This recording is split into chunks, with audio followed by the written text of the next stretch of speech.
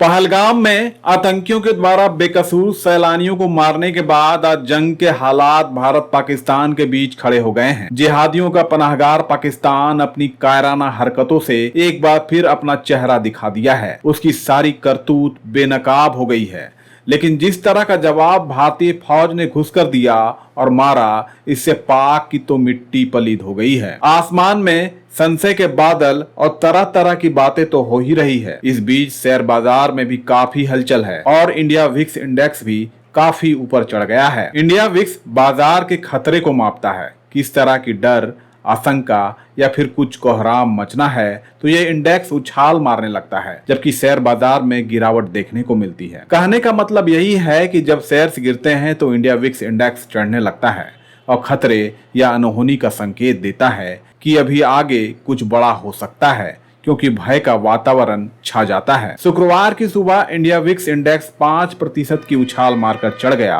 और एक खतरनाक संकेत दे गया। इसके चलते शेयर बाजार में एक बेचैनी, एक खतरा और डर पैदा हो गई कि आगे शायद कुछ बड़ा होने वाला है या फिर कोई बड़ी दिक्कत आने वाली है। इंडिया इंडेक्स का अचानक चढ़ना अगले 30 दिन में शेयर बाजार में अनिश्चितता, जोखिम और डर का इशारा करती है। इंडिया विक्स को अगर आसान भाषा में समझे तो ये शेयर बाजार के उतार चढ़ाव या फिर कहें मार्केट कितना वॉलेटाइल है, इसे मापता है।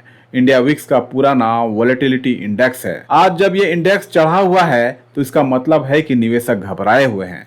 जब इंडिया विक्स 15 के आसपास रहता है तो माना जाता है कि बाजार में गतिविधियां बैलेंस्ड है। अगर ये 15 पॉइंट के नीचे रहता है तो बाजार में तेजी के संकेत आने की उम्मीद होती है। शेयर बाजार में भारत पाक टेंशन के चलते काफी हलचल देखने को मिल रही है।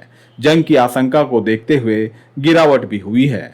हालांकि अभी उतना खतरा तो युद्ध का नहीं दिख रहा है, लेकिन शेयर बाजार में निवेश करने वाले निवेशक इस हालात से घबराए हुए हैं। गुरुवार के आखिरी कारोबारी घंटे में इंडेक्स, सेंसेक्स और निफ्टी में गिरावट हुई थी और शुक्रवार को तो बाजार ही गिरा हुआ था। ऑपरेशन सिंदूर के जरिए भारत ने पाकिस्तान के आतंकी अड्डों पर जबरदस्त प्रहार किया था और मानवता के दुश्मनों का घर ही उजाड़ दिया था।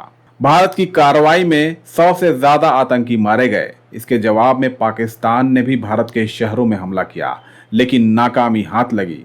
जवाबी कार्रवाई में भारत ने लाहौर, कराची, इस्लामाबाद और पठानकोट में रॉकेट बरसाए। अभी मौजूदा हालात से तो साफ दिख रहा है कि ये टेंशन विकराल रूप ले सकती है। पाकिस्तान की तो आर्थिक हालत पहले से ही जमीन पर है। कर्ज के भरोसे देश चल रहा है। इसके बावजूद जिद में और दिखावे में लड़ाई कर रहा है ताकि वहां के नेताओं की सियासत चमकती रहे और सेना की हेकड़ी और दखलंदाजी बरकरार रहे। इंडिया विक्स का बढ़ना आखिर क्या संकेत है और किस तरह का खतरा है, आगे क्या कुछ बड़ा होने वाला है, ये देखने वाली बात होगी, क्योंकि जंग के मुहाने पर तो दोनों ही देश खड़े दिख रहे हैं।